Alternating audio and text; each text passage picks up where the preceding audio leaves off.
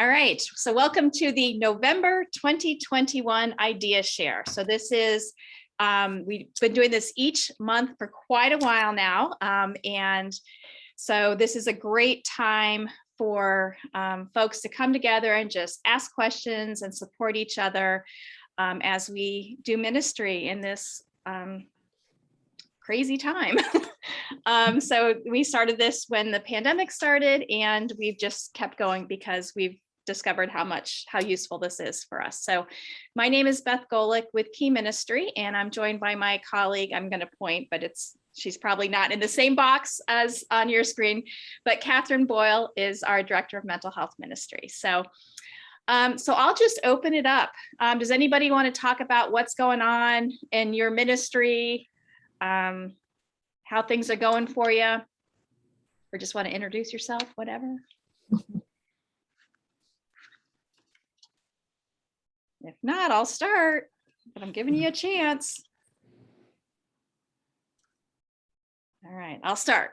Then you have to jump in. Okay, so a lot of you know, but in addition to working for Key Ministry, I'm also the Director of Special Needs Ministry at my church, which is in a suburb of Cleveland, Ohio. And so we're back, we're doing our thing. We're actually getting new families that are coming specifically because of the special needs ministry. So that's fantastic. We are starting to plan our Christmas Eve services, for the whole entire church, but I'm really excited because we're going to get to do a sensory-friendly Christmas Eve service. So I would love any suggestions you have for that. We're going to do it as we see this as a huge outreach to the community. So yes, I think, we have families who are already attending our church that will choose that over, one of the other like family service or, regular services. Because it will work better for their family. But I think we'll get some families that have never been to our church just because they're familiar with the term sensory friendly, and they've come to respite events at our church. So hopefully this will be a huge outreach to the community and just a blessing to families who otherwise might not attempt to attend a Christmas Eve service. So that's kind of what's going on here. Would anybody else like to talk about what's going on or throw out something for us to discuss? Oh, sure, I can go. I work with Heritage Christian Services in Rochester, New York, and upstate New York. And we've actually just started using some of the Bible studies from All Belong and for ministries, specifically the Jesus Face to Face with some of the group homes and connecting with local churches. And that's been going very well. Been doing that for the last 2 or 3 months. Wonderful. So yeah. That's all. So allbelong.org, I think is what their website is. Yes. So that's the curriculum you're using. Wonderful. It is, yeah. And it's going well. It's going really well. So how are you going? You're going into the group homes. Thank you. Catherine put it in the chat, the link. You're going into the group homes like you yourself, or do you have a team of volunteers? I do go. I do. Part of the connection is connecting with churches where the individuals who live in the homes already have relationships. So it's strengthening the relationships between the pastors and the individuals. So in some cases, actually happening at the homes, and in some cases happening at the church. Okay. Goal is to create an experience and build relationships between people who live with disabilities and people who live without disabilities. Yeah, so that's going well. That's wonderful. Thanks for sharing. You're welcome. Can you tell us, is it for all age groups and a little bit about the curriculum? Yeah, great question. So in our case, at Heritage Christian, it's the people who are participating from the agency are all adult age, and then and from the churches as well. But could be geared towards people of all ages. It's the curriculum we're using is looking at the stories from the Bible. Each session focuses on a different scripture passage, and then looks at how people who are in the study how it applies to them. For example, first session's on the person living with a disability who is lowered through the roof to be healed by Jesus, brought by his friends. And so looking at that, and then just how different people can relate to that. So yeah, so that's how that works. Great, thank you. You're welcome. Yes, thank you. Sounds good. Yeah. Deus, can I call on you to introduce yourself since you're our first timer here and you've come from the farthest distance? Thank you so much. My name is Deus from Tanzania, eastern of Africa, near to Indian Ocean. So I do a radio station ministry in my area, but before I tried to do disabled mission with deaf people, and we helped about 4 deaf people to join a Bible school, and then now one of them is a pastor to the west of Tanzania.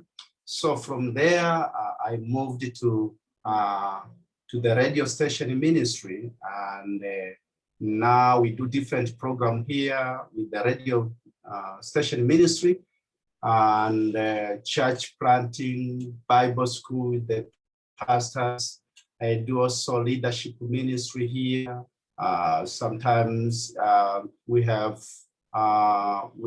this we call film groups. So we do film missions in our area. So that is all about me. But about the radio station, you can get it through online, but you have to speak Swahili, you know. We are Swahili speakers. Yeah, my Swahili is a little rusty, yeah.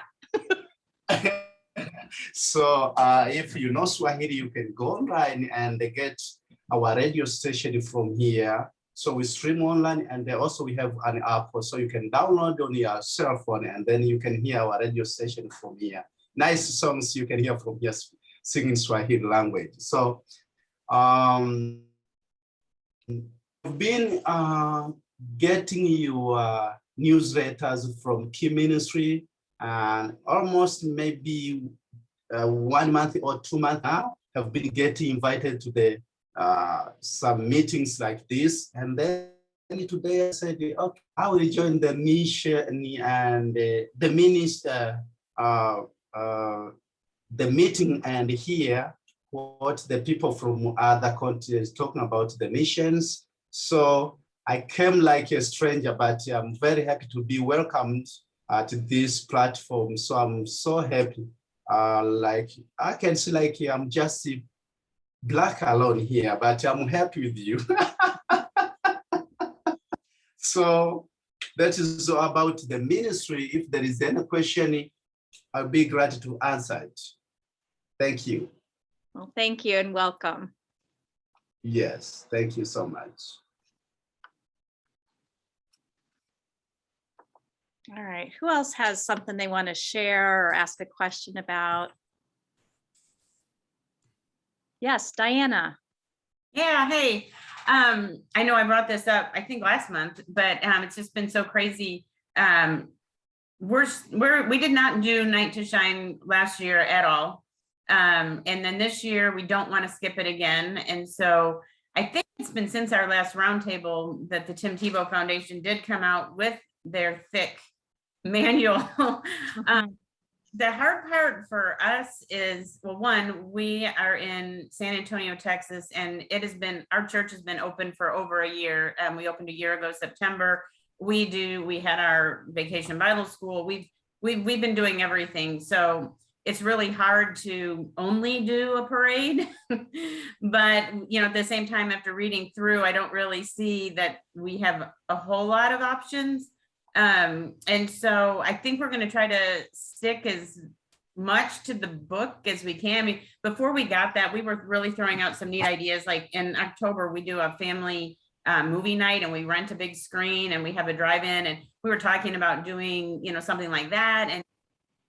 And the pre-recorded thing and doing that. But the more we've been talking about it and the more I've been reading, I just really feel, and I tried to reach out to my rep at Tim Tebow Foundation and haven't heard, but just trying to figure out how, could we do something like that? I mean, the only, you have to send in the 15 to 20 pictures and then all your pictures. And our people are not going to stay in the car. I will tell you that, even if we do a drive-in. And so I just wanted to get everyone's feel for that. I mean, I honestly don't want to get in trouble, and we sign a contract with the Tim Tebow Foundation, and that's a legal issue.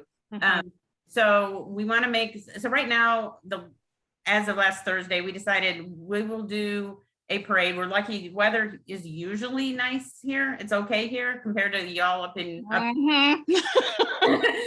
and Cleveland suburbs. I mean, we did have snow last year on that day in February, which was very unusual, but we do get rain and such. But we were just going to do the parade from 5 to 7 and then have all the things and have it be pretty much, our volunteers out there, and just keep it as a drive-through and nobody gets out of the car. So I'm just seeing how everyone else, I know some of you have done Night to Shine and did the parade last year. So yeah, so just to fill, in case there's people on that aren't familiar with, so Night to Shine is the Tim Tebow Foundation prom that happens on the Friday before Valentine's Day every year. And obviously, so in 2020, we actually had it because it was like one of the last things that happened before the world shut down, right? So in 2021, February 2021, it was virtual. And we were told, there's 700 churches that do this around the world, all on the same night. And the Tim Tebow Foundation made the decision that 100% virtual, like you will not have guests in your building. They had to make the decision for the entire world, basically. So we really hoping that for February 2022, since a lot of us are back in our buildings, we could do an event, and no. And it's, again, they're making the decision based on, the entire world, and some areas like Texas might be more open than, some other areas. And so the decision has been made again that across the board, it's a virtual event.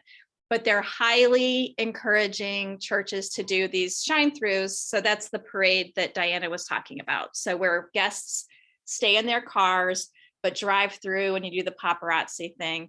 And actually, I living in Cleveland, I was like, there's no way we're doing, we're going to stand outside in 2-degree weather and everything.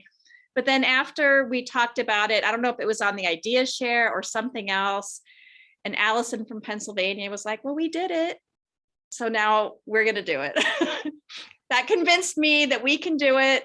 Al, I don't know what you guys are doing in New Jersey, but it's cold there too. Yeah, I was part of a shine through at one church this year, I guess. It wasn't as cold as it could have been. Yeah. I mean, we didn't have snow. It was cold, but not ridiculous. So it's possible. Now, one church I've done it with, again, there's standards with Tebow, but like one church had it 2 nights in a row. So normally it's one night, but there is a certain flexibility if you negotiate it with them. So you can always ask, I guess, and see what they think. But I mean, normally it's the same Friday night, but at Liquid, there was a Thursday and a Friday night. There was so much demand. Okay. So it's possible to alter a little bit. So, but you don't know until you ask. So, Yeah. you can always So- ask and Yeah. see. So Allison's ears must have been burning because she just joined us. But Allison, I was just saying that you convinced me that we can do the outdoor shine through this year in Cleveland. Because wasn't it you that said you guys did it last year and survived? Yeah. So we're gonna do it. Just bundle up, I guess. You'll be fine. Okay. Thermal underwear, it's all worth. Okay, all right, we'll do it. But yeah, my understanding is that, even if your people have been meeting in person and you're doing things kind of normal in your buildings, we can't do any in-person inviting anybody in, which is a bummer, but I don't see why you couldn't do a follow-up. That's, whatever movie or whatever, something indoors, just not the official thing. I mean, whatever. Oh, great. And Patrick shared in the comments, the Jesus face-to-face curriculum is what it's called that he uses. So jumping back, that he uses, and that's from allbelong.org. Thank you. Because I know people are always asking about curriculum. So I appreciate that. Yeah, some churches did their own dance, I understand, as well after. They didn't do the Tebow one. They improvised and Okay. kind of did what they wanted. So like they're following the it's- letter of the law. There's nothing but to I it. think there's room to flex. And I Yes. think Tebow, they're more willing to do that because of this past year having had to flex anyway. Yeah. So you never know. Yep. All right. What else is going on, people? Oh yeah, go ahead, Christy. I was just going to say, I had an amazing week last week with the Wonderfully Made conference. And I Oh, know yeah, several of our yes, people yes. who come in on this call a lot were doing presentations. And I was able to do all the mornings, and then afternoons I had to work. So, but I got the VIP pass, and I think you Good. can still get the VIP pass. And there were just amazing talks by and I'm both a parent and a ministry leader with the special needs community. So I was going back and forth between the two, and it was so encouraging several times, just tearing up and feeling spiritually renewed. And it was great. I so wish I joined a couple of times with like the Q&As or the live Zoom things, but I get super intimidated with like, I'm the only one and it's all the speakers. So I didn't do that every time. Because you go in and there's like all the speakers are like, so what did you think? Like, it's all really good. But I highly encourage anybody who missed it. You can still go on, I think it's wonderfullymade.kc.org, maybe. I'm not sure. Catherine, could you double check and then throw it in the Catherine. chat? Thank you. Yeah, it's either And .org or Catherine, I .com. saw yours, and yours There was we go. really good. I enjoyed that. And Barb, I saw that you had one, but it was at a time I couldn't join. But yeah, so I'm just looking forward to this next year of just regularly going in and watching ones I missed. And That's great. Yeah, they're thank just you for super talking about encouraging. that. Yeah, Yeah. incredible week. A lot of work on SOAR Ministries part. I'm Huge. not surprised they're not here. Hopefully they're sleeping Yeah, after all that. right. Yeah. Yeah, that's great. Mhm. Catherine, can I put you on the spot? Can you share a little bit about some of the webinar series that we've been doing and that are coming up? Because I think there's been some really amazing events recently. Yeah, well, thank you. I don't mind that you put me on the spot, but Yeah, so we had a really great discussion last week with Gail Averett and Sheila Sullivan, who are sisters-in-law. Gail works at St. Timothy Missionary Church in urban Cleveland. Is that right, Beth? Yes, and she's been on these, Yes. she's participated in some roundtables before.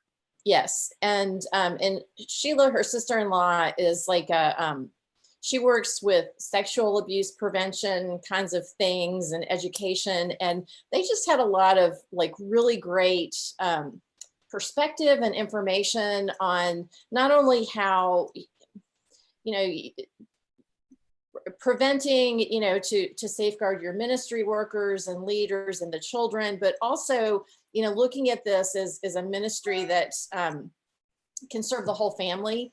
And I just thought that that was such a tremendous takeaway from the conversation with them. And I really did not anticipate that.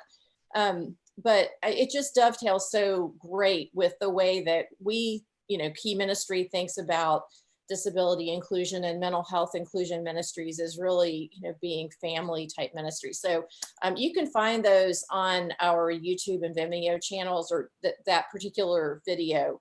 And then we've got another discussion coming up, not this Wednesday, but next Wednesday, with Brianna Edwards. She's a licensed mental health counselor and registered play therapist. And she has specialized in working with lots of kids that have gone through sex abuse trauma. So she wrote a blog post about 2 weeks ago that I encourage you to go check out on the Key Ministry website, really focused towards parents and, you know, prevention and strategies if, you know, the worst thing actually happens. But this webinar will be kind of like the Gail and Sheila webinar, focused more towards ministry leaders. And so, you know, she's a wealth of information. I just really encourage you, you know, to look at what she's got online too. So bottom line, you can find all of these on our events page. I'll pop the link in the chat, but it's keyministry.org/events. And definitely, you know, if you have any questions after you've watched, or you know, want to get in touch with any of these ladies or anybody that we have as a guest, just reach out to me and I'm happy to connect you with, you know, any of our presenters. Thank you. Yeah, the really the webinar with Gail and Sheila was amazing. So I do recommend, and I just realized I haven't put it on the website yet, but it is on the Vimeo channel and the YouTube channel. So yes, yeah, it's there. So I'm going to put the link to our events page, and you can navigate to the Vimeo and YouTube channels from there if you'd like. Barb, can I put you on the spot? Because you always have like really awesome content, and tell us what you've been up to. Okay, well, I've had a couple of crazy weeks, so I'm up to trying to keep my sanity. Relatable.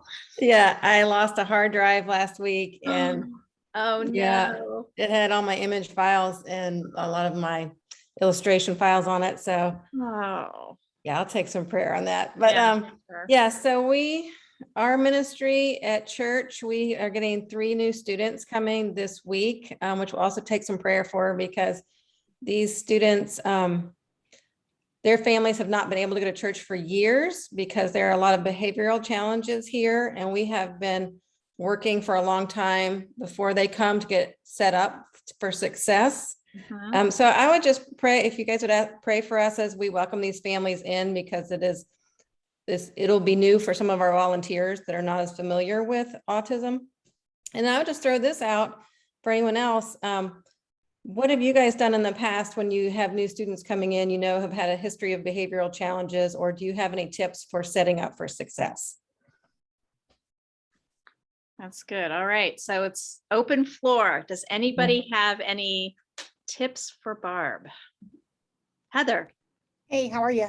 Good. So what I do, if I know that they're coming ahead of time, and a lot of times we do get calls ahead of the student being there, is we collect a family profile on them. And it helps us just to know what is their trigger, what helps to calm them down, what helps to just be a good buddy for them. And either that's a walk around or needing to get water, or it's a fidget that they like.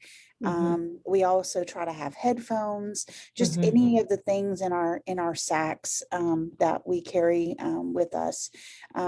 First of all, what we do is we have a self-contained classroom, and we always try to place the student or the child in the self-contained classroom first, so that we can observe them and know what the behavior is going to be. It's helpful if we can do that, rather than just placing them in with peers and then having those patterns set. It's better if it's more self-contained in the beginning for us, just because we're a larger campus. So if they do tend to elope or something like that, we're not looking through all of the different rooms, you know, and things like that. It's just, we find that that's a lot easier. This weekend, we had 2 new students, both 12 years old, and we did not know they were coming ahead of time. But again, we were able to put them in the self-contained classroom. And although they were a little bit more advanced as far as, you know, their abilities, they were able to be welcomed in by the leaders, and that helped to just make them feel a little bit more welcome. The parents also felt a little bit better having them in there with a 1-to-1 ratio, as opposed to having them in there from, you know, just having 10 kids with 1 leader. So yeah. So my question on that, so we have done a lot of those things ahead of time, and the 2 of the kids that are coming are brothers, and their parents have requested they be in the self-contained classroom because they actually all go to an autism school. So these are not children who are included in the regular school system. I guess my biggest concern is that the 2 brothers are adult sized, even though they're in elementary school. So they're bigger than most of us. So we've done all the things we can do. We've done the parent information. We've had practice runs. The mom's going to stay in the first few Sundays. But what we've noticed is, while it takes a while for some of these kids to get used to their routine, you know, once they get used to their routine, they usually do well. My concern is what to do if they try to elope, because I know we just did the elopement video, wonderful work. So we're going to try to do all those things, but we've never actually had, I guess this is our first experience with students that have pretty significant disabilities and history of behavioral challenges that are adult sized. So we're trying to just, if there's anything else, like anything people have done in the past, like if someone tries to elope, that they have found to be helpful to prevent that, or anything with that. I'd love to hear it. For us, it's always helpful to have a male presence. I mean, not that the ladies that do serve with us, a lot of them are special education teachers. And so they are aware of the different types of restraint and things like that if necessary. We try really hard not to do any of that, though. Really, I mean, we're not even supposed to do that. They just happen to know, just because that's the nature of the business that they're in. But we don't practice that. But it's always helpful if we have like a male presence. We have what we call sheriffs. And the sheriffs do things with counts, and they just kind of keep the hallways clear, making sure that the people that are coming into the secure space are people that should actually be there. And so it's always helpful, even if we didn't have a male leader in the classroom, knowing that those male leaders are fairly close to us and could get to us fairly quickly. I'd also just recommend, like, if you had a radio or any kind of anything like that, that you could you know, that you could keep on hand, just in case you have, you know, I mean, sometimes cell service, text messages, things like that don't always work, but having the radio or knowing somebody's in earshot is really helpful. Yeah, we do. We have a safety team, and we have walkie-talkies. So we do have a walkie-talkie in our room. So we are planning on having a meeting with the safety team before the students start. I guess I'm just nervous because I'm only 5'1", and and a lot of our For these kids, we have pulled in our professionals that work in autism professionally. They're going to help us during the transition. So we are doing everything we can, but I guess I just feel a little bit nervous with the size difference. And then when we start, because while we do have some of our professionals helping us through the transition, they may not be on the schedule regularly. You know, I want to make sure we do everything right. So when we start our normal volunteers back in who have less experience, how we make them feel comfortable and all of that. But yeah, that's kind of what we've got going on. Let me ask the question Yeah. though. I know that a lot of times when we have, like this week, we have our elementary ministry, and the parent that came, they have a 12-year-old, and the person that was checking in said, are we even gonna allow this child to go into our elementary ministry? Because really he's not supposed to be in there. And we also had another 12-year-old that was in there, but the Right. 12-year-old is very, very petite. So she, you know, she's in there. And so it raises the question that if you accept one, you kind of need to do that all across the board. Right. But at the same time, like, that's elementary ministry, and they're not really, Right. I wouldn't say they're not supposed to be, but it's really not a Yeah. good practice to have them in there with small or younger children. So Yeah. how does everybody do that? Well, in this case, these kids are in elementary. They're just really big for their age. So we do have age cutoffs personally. Like if it's someone's not in that age group, we're not going to say, go ahead and be in there. But they are that age. And for these students, we are putting them in a service where there's really no other students besides them in the classroom. We do have one other student that comes in and out, but they spend most of their time with their buddy out. So that's kind of how we're doing it. But yeah, I'd love to hear what other people are doing. I think Sylvia, did you have your hand raised? Yes, I did. We're not doing anything still. You know, that 2020 is still holding us hostage.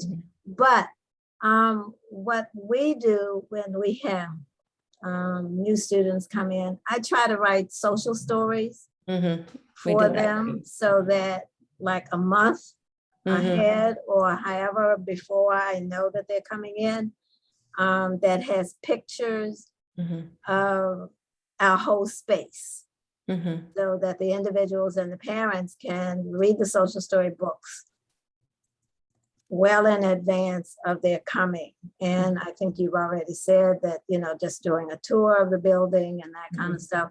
Yeah. And all of the rooms that our individuals occupy have doors on them because we've had runners and everything. Yeah. And just when they come in, they are put in, there's one room that we use that's a sensory space that they can just go in and no conversation or as limited amount of conversation with the individual until we get a feel for, you know, how much they want to have conversation, making sure the lighting is kind adjustable so that, you know, you can either have it up or down, making sure that there is aromatherapy in that particular room that is calming for them. Just all of the sensory things and making sure that sometimes families bring the calming things with like chewy toys and all of that kind of stuff, having the schedules on the wall and stuff so that they can see what's the, you know, first then and, you know, all that stuff. But that's basically what we do when we, and making sure that everybody that's in that vicinity knows that this is a potential runner.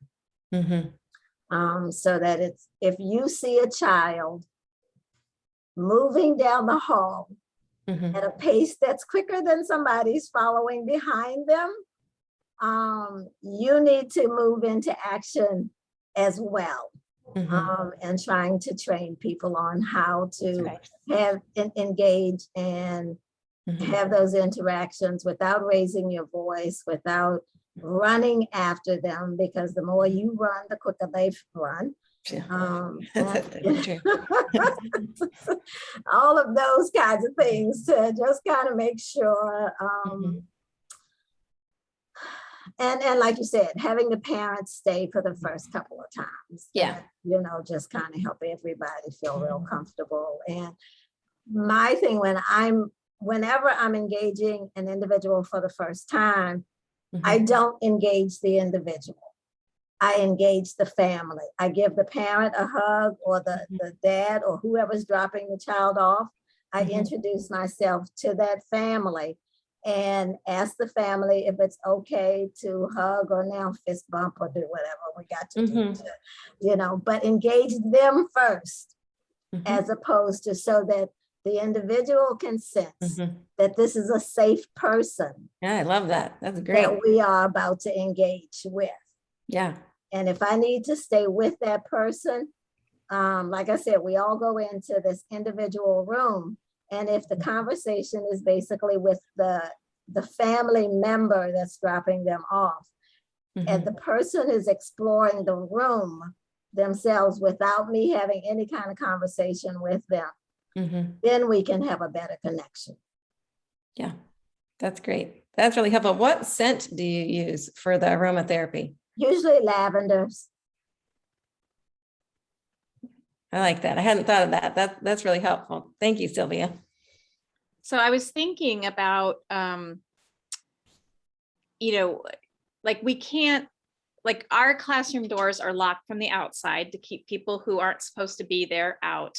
And for, fire safety purposes, you can't lock them from the inside, but there are, times when you kind of wish you could. I wonder if, like, just to kind of take that concern off your list of things that you're, thinking about and planning for, for the upcoming weeks, could you put like a door guard right outside the door, kind of like we do at Respite, so that we don't, so that people aren't using the internal stairwells and going out exits. Yeah.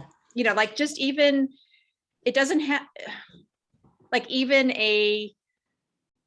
like an older person that just wants to sit and, read their Bible for the hour or whatever. But like a body that's physically blocking the door and yet still you're not going to get in trouble with the fire department. Yeah, I think that we're going to put one of our safety team members outside the door. Really, my biggest concern, because these students have already visited, so we did get to observe a little bit, is the elopement, because I think as long as there's not a lot of conflict, they'll be fine, but they aren't to the point where they understand that it lasts for a while. And so they were like out the door pretty quickly. And so we are planning on putting someone outside the door, but I'm trying to think all the different ways we can try to reduce that source of conflict, because if they go out the door and the safety guy's there and he's saying no, I don't know that they're going to really understand that. Right. And and we will have their parents there for the first few times, but yeah, so it's going to, we've had a lot of children and students that have challenging behavior. So challenging behavior is not new for us, but starting someone at the level of challenging behavior one of the students has, and their size at the same time, is what been praying a lot for, a lot of prayer there. Yeah. Hey guys, I wanted to tell you too, we when we had a student that was in our self-contained classroom who would elope, and we were not able to catch up with him very quickly, we used portable door alarms that you can buy off Amazon. And those portable door alarms are just a wedge. And so if you have it against the door on the inside and the person is pulling the door open toward them, it's going to alarm. And it's really shrill. And they have like 3 packs for $17. And it's just, you can use them for travel and stuff like that against your hotel door. But we used those, and those were amazing. Wow. So that's great. I mean, it's not going to prevent them from going out, but it's going to at least alert you that, you can get to them more quickly. So awesome. And obviously go ahead, Charla. Sorry. One thing that I do, I don't know if it would work with these students or not. I have one that tends to take off pretty regularly, we changed rooms. I don't have my stop sign back up on my door. when I have the stop sign, I'll remind him that means stop. You don't open the door and you don't go out. It works for a few weeks and then we have to revisit that again, but that might be helpful. And I don't know if one thing that I hadn't thought of until recently was to make sure I observe what he's wearing when he gets there in case I do need to radio for help. And I can not only say how tall he is and blonde hair and blue eyes, but what he's wearing. That's very helpful. Thank you. You're welcome. I just wanted to say one thing, but I feel like I'm preaching to the choir because I feel like Barb probably wrote the book on it, but just in order to not have the situation where you're thinking about, oh gosh, do we have to, get our staff trained in restraints and that kind of thing. Yeah. I mean, really, the goal is to manage those expectations, like set the expectations. Right. Yeah. I mean, obviously, like clearly this is what you teach as well. So I'm just, saying it right back to you, but so things like the social stories, maybe the visual schedule that, so that they know what to expect. Yes. And like Charlotte's idea of there's the stop sign on the door. And so we can, each week we can talk about, that this is off limits, the door stays closed. And just trying to set it up successfully from the beginning so that you're not having to deal with, how are we going to, tackle them when they're running down the hallway kind of thing. Yeah, I think, so we have done almost all of these things in preparation. I think part of what is hard, probably it's just a prayer for me, because I think what's part of what is hard is because this is the first time I personally have worked with students who are larger than I am that have, could have a meltdown or could get aggressive. And to be honest, we've been running our ministry for 8 years and we've never had an aggressive meltdown. I'm gonna knock on wood on that, but we haven't, because we do all of the things ahead of time to try to reduce the anxiety and take the conflict out as much as possible. And we've had elopers, we've had streakers, we've had things like that, but we've not had a lot of like aggression or injury. So I think really the biggest thing is, it's just me personally, because the last time I was working or with someone who was not medicated that was aggressive and was bigger than me was my brother when I was younger. And that sometimes could get frightening. And so I think that probably the prayer request is just for me, for feeling nervous from having those experiences before. Because my co-leader, she is an intervention specialist, what she does for a living. She's like, oh, we'll be fine. And I'm like, ooh, I'm nervous, but it might just be me. Does anyone else have that? Like, things they've experienced before and then it comes back? It doesn't have to be aggression, but am I the only one with that? No, I think we could probably all relate to that. Yeah, I was going to say, and I think I might have brought it up before, and it was before the pandemic, the December 2019. I was actually with a very large student. I was glad it was me and not a volunteer, but he gave me a concussion. He did a very large, no real trigger headbutt on my head. And it was I had to go to HR. It was workers' comp. I was out of work for 2 days. And I agree with you, Barb. I mean, it's making me nervous because I'm small and I was never nervous before that incident. And and I think prayer is one of the huge things for that, because and I mean, I was going to bring this up. I know we're running out of time too, but this is kind of more of a Catherine question. This guy is not a big guy, but he's so unpredictable that it's so scary. And he did injure one of my staff, who again is a specialist and works for me and is younger than me. And I'm glad that she took the bruises and not me. But I've never heard of this term. It's called, his mom is deaf. So I mainly communicate with her via texting, which is also another step. And he's been at our church, but what he has is, she calls it dysregulation issues. Is that a common term? Are people familiar with dysregulation as his only diagnosis? He's not on the spectrum. He's not ADHD. When he is fine. He's a second grader. We do 2nd through 5th grade in a very large setting. And he was fine until a few weeks ago, maybe 3. And all of a sudden he was running. He wasn't running away, but he was running to the point of circles, to where it took several of us just to kind of get in control. And then calm down. He's 100% verbal. When he's not having these behaviors, he would just be like any other 2nd grader. I mean, and he will talk to you calmly. He will tell you things. You can have a conversation. He'll tell you his favorite sports. But yesterday he came, and I didn't particularly agree with this because no other children came fully in costume with masks and headgear and whatnot. And he went to the 2nd grade, and mom decided not to leave him there and brought him to our sensory area, which is, for safety reasons, very far away from most of our other ministries, and dropped him off.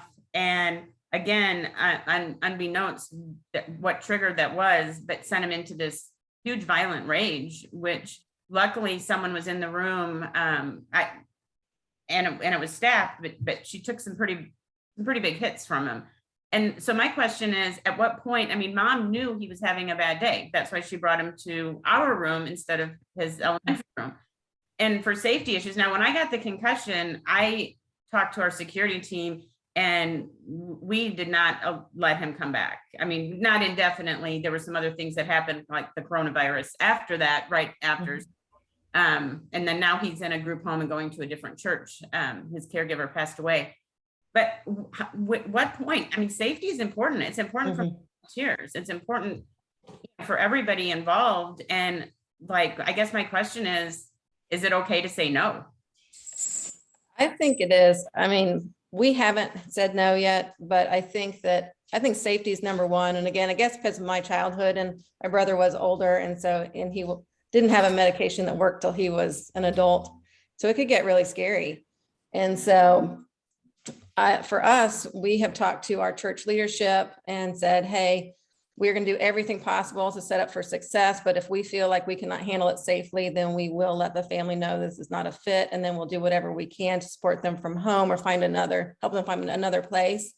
And so we're all on the same page with that. And that is a conversation that I do have with the parents because we do, if we have a child that needs a buddy or needs to be in our self-contained room, have a practice run first as a requirement with the families. So that is a conversation we do have with the parents as well, to say, hey, our philosophy is to set up for success. But if we feel like we are volunteer run, we're all volunteer run. Like I'm not even a staff person for this.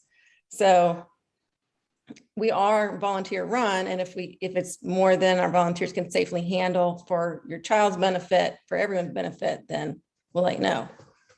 Because I mean, I think just as parents, like for those of you that are parents, you don't want your child to be someplace where they're not safe. I mean, none of us.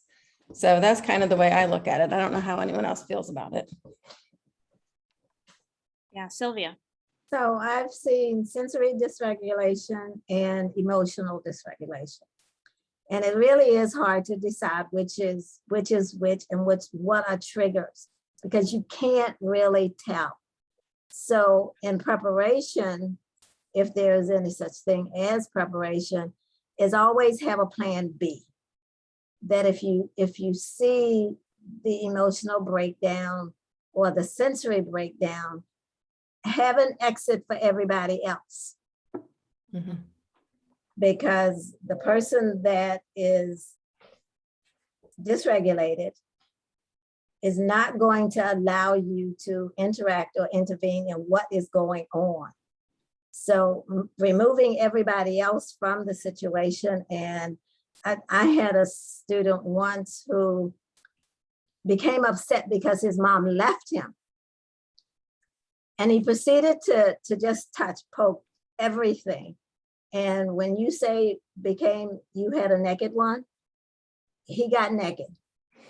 Mm-hmm. I mean, totally naked.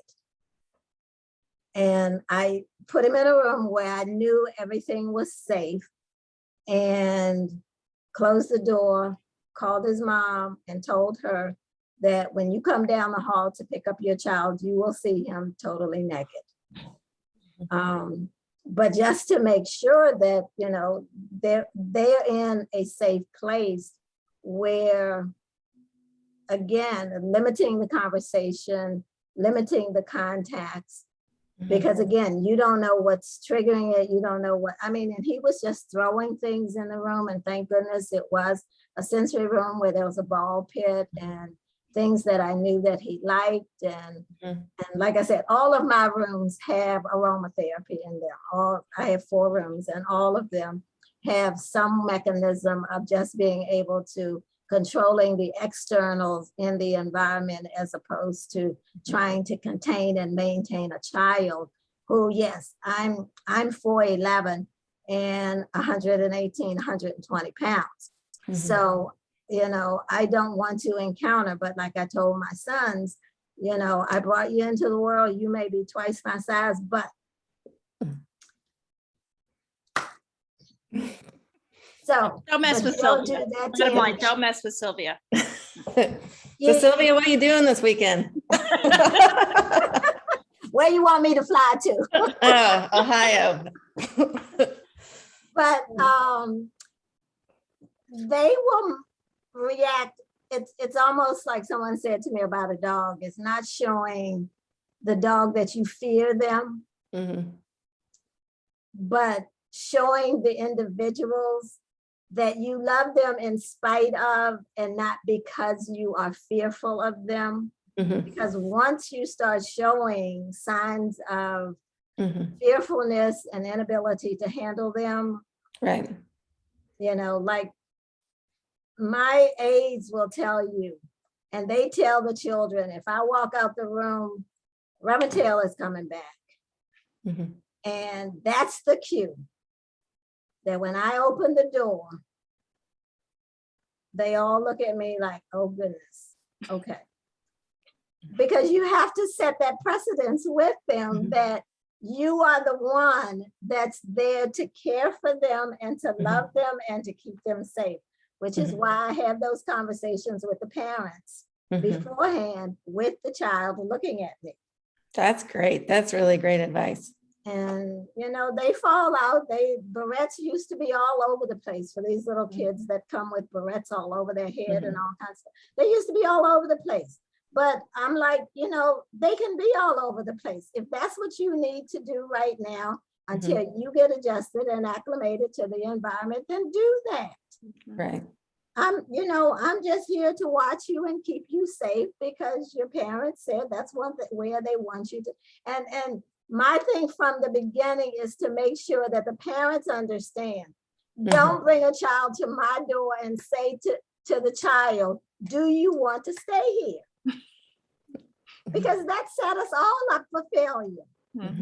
If they know that they have an option and then you put them in here with me with this horrible person that I'm not going to like, then they have a right to act out. So tell them right at the door, this is where you're going to stay. This is where I want you to be. This is where I'm going to come back and pick you up. And then my favorite is when they don't want to leave when the I parents know, pick when them they up. come back together. Yeah. So really quickly, I just want to reiterate something that Sylvia, I think a couple people mentioned, but, and I know in this case, first of all, I know Barb already knows this. And also I think you said they're the only 2 students in the room, but having that plan ahead of time if you need to clear the room so that you have the student, so everybody's safe, including any other students and extra volunteers. And then a reminder that we never have, you know, one adult and one child alone in a room together. So make sure there's that second person in there with you if you're the one staying in there while they calm down. The other thing is, if somebody's having a meltdown, as much as you might want to go like help them, they might need the space. And so, and it might be best for their safety and your safety. So, you know, try to give them space as long as they're safe in that room. And then one other little like piece of advice that might help, you know, some parents give us awesome information about their child and down to like, okay, these are the words we use. Here's, you know, here's what you do or say. If you see, you know, if there's going down a road, you can see a meltdown coming on. Here are the symbols that we use to reinforce things, but some parents don't. I have asked parents if I could talk to the school, the teachers, the aides, to get the wording or the strategies, or I've actually been given like the actual symbols that a student has used, so that there's that consistency between school, home, hopefully, and church, that I think kind of sets everybody up for success. So yeah, we are doing that as well. We actually got the behavior plan from school for one set of the kids, and then we have a meeting coming up for the other child that's starting, and she's bringing all his visuals. So I would definitely echo what you said. Everything you said is completely on target. And we're trying our best to do all of those things. So I think the problem may just be me. I'm nervous. We can all relate. I think, most of us can relate to what you're kind of experiencing right now. So yeah, we'll be thinking about you this weekend. Yeah, thank you. I'll give you an update and let you know how it goes. Yes. All right. Well, this was a fantastic and obviously much needed discussion today. So thank you everybody for participating, for being here. Just a reminder to check that events page at keyministry.org, because we have some things coming up. Our November roundtable. So we do on the third Wednesday of each month, we do a discussion like this. Our topic is going to be on volunteer recruitment and retention. And I know we've done this topic once since COVID, but let's be honest, it's been another year. And I want to be real. Like, let's talk about what we're really experiencing and what we can do about recruiting and retaining volunteers, because things aren't like they used to be. So thank you, everybody. Barb, yes, we'll be praying for you. Thank you for your vulnerability today. I think that allowed us to have a really great discussion. So thanks all, and we will see you next time.